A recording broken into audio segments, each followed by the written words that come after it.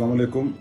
मैं हूं इजाज़ अहमद नवाब और आप देख रहे हैं फन फ्लिक्स यूट्यूब चैनल के ऊपर उर्दू कहानी का सफ़र का दूसरा पड़ाव। सारी ज़िंदगी मेरी किताबों में ही गुजरी। किताबों की खरीदारी करते, किताबें छापते, किताबें बेचते, किताबें पढ़ते, किताबें लिखते। इसी तगदो में 1996 का जिक्र है कि एक दफ़ा मैं लाहौर के उर्दू बाज़ार में अपने किसी ज़ाती काम या कारोबारी काम से जा रहा था, तो अचानक मेरी एक दुकान के ऊपर नज़र पड़ी जो शायद नई बनी थी। तो वहाँ शीशे लगे थे और उसके बाहर शीशों के ऊपर ना एक आर्ट पेपर के ऊपर छपा हुआ रंगीन इश्तिहार लगा था, जिस पर ए हमीद के नावलों का इश्तिहार छपा था कि ऐनक वाला जिन जो मशहूर ड्रामा सीरीज है पीटीवी की, वो किताबी शक्ल में अब दस्तयाब है। तो चूँकि हम किताबों का कारोबार करते हैं तो ऐसी चीज़ें जो हमारी नज़रों में आए बगैर रह नहीं सकती।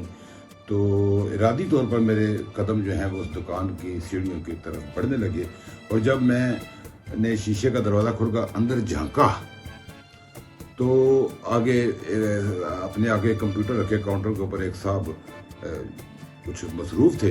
तो मैंने ज़ोर से अस्सलाम वालेकुम किया, तो उन्होंने ऐनक नाक के नीचे करके ऊपर से देखा और अचानक वो खड़े होकर मुस्कुराते हुए, ये मंसूर भट्ट थे। मंसूर अहमद भट्ट किताब की दुनिया का एक बड़ा नाम है, आजकल भी ये एक मशहूर इदारे के साथ वाबस्ता हैं। तो इनका हवाला आपको मैं बाद में किसी वक्त भी बताऊंगा। तो मंसूर अहमद भट्ट साहब के दफ्तर में मैं जब गया तो पता चला कि वो और एक और साहब है ताहिर एस मलक, जो कभी किसी ज़माने में अंदाज पब्लिकेशन के तहत इश्तियाक अहमद के नावल भी छापते रहे हैं। तो पता चला कि आजकल ये ऐनक वाला जिन छाप रहे हैं, जो ए हमीद साहब की मशहूर ड्रामा सीरीज़ है। ए हमीद साहब का नाम कारीन बच्चों के लिए किसी तारुफ का मोहताज नहीं। आज उनके पढ़ने वाले जो कारीन बच्चे थे बड़े हो चुके हैं और बड़े बड़े ओहदों पर भी पहुंच चुके हैं। तो उस वक्त वो ऐनक वाला जिन एक बहुत ही मशहूर ड्रामा सीरीज़ थी जो किताबी शक्ल में दस्तयाब थी। तो मैं वो लेने के लिए वहाँ पहुँचा, तो भट्ट साहब से मेरी मुलाकात हो गई। तो वहाँ हमने चाय वगैरह पी, खाना शाना खाया। तो भट्ट साहब कहने लगे कि एजाज साहब आपको कोई काम ना हो तो आइए आपको ए हमीद साहब से मिलवाते हैं।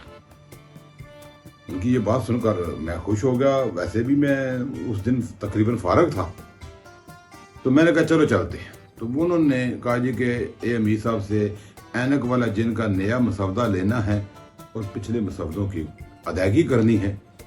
तो मेरा तो शौक ही ऐसा ही है कि कोई नया मुसन्नफ या मशहूर शख्सियत मुझे मिले तो मैं उनसे दीदार करूं, उनसे बातें करूं। लिहाजा थोड़ी दी देर बाद हमें रक्शे में बैठ के तो समनाबाद की तरफ जा रहे थे। तो वहाँ से कुछ गलियों में घूमते घामते वो एक बड़ी सी कोठी के सामने रुके।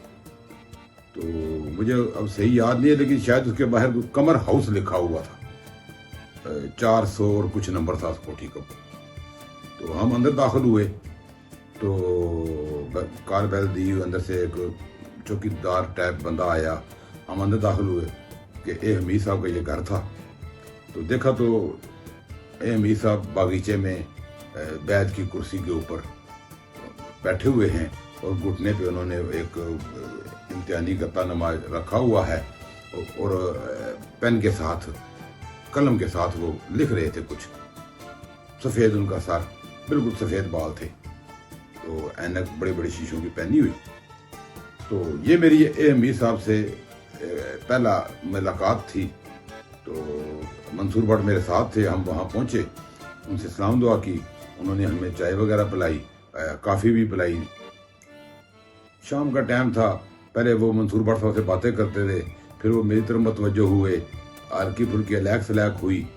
तो मैंने उन्हें बताया कि हम किताबों का ही काम करते हैं और अशरफ बुक एजेंसी हमारी रावलपिंडी में दुकान है।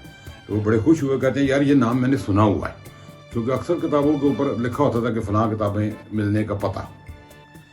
तो मेरी उनसे फिर आहिस्ता आहिस्ता गपशप होती, हम 2-3 घंटे वहाँ रहे। तो ए हमीद साहब को देखना मेरा एक ख्वाब था जो वो पूरा हुआ। उससे पहले और उसके बाद मेरी कभी भी ए हमीद साहब से मुलाकात नहीं हुई। उस मुलाकात में मैंने उनसे एक सिलसिला भी लिखवाने का फरमाइश की थी जो काका साईं के नाम से थी। वो मेरा अपना एक आइडिया था میں لکھنا چاہتا تھا لیکن لکھ نہیں پایا، تو اے حمید صاحب نے مجھ سے کہا تھا کہ میں یہ لکھ دوں گا آپ کو 10 قسطوں میں، لیکن شو میں یہ قسمت، اس کے بعد میں خود سستی کا شکار ہو گیا اور ان سے رابطہ نہ رکھ سکا، اور اے حمید صاحب سے میری پھر کوئی بھی اس کے بعد دوسری ملاقات نہیں ہوئی۔ لیکن ان کی کتابیں میں نے سینکڑوں کی تعداد میں پڑھی ہیں۔ صرف موت کا تعاقب سیریز ہی میرا خیال ہے 288 ایک ساتھ تھی، وہ میں نے 2 مرتبہ پڑھی۔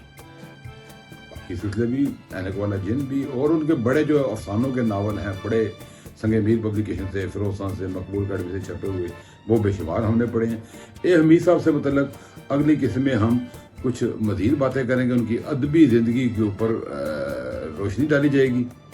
اس وقت تک کے لیے اجازت دیجیے، خدا حافظ۔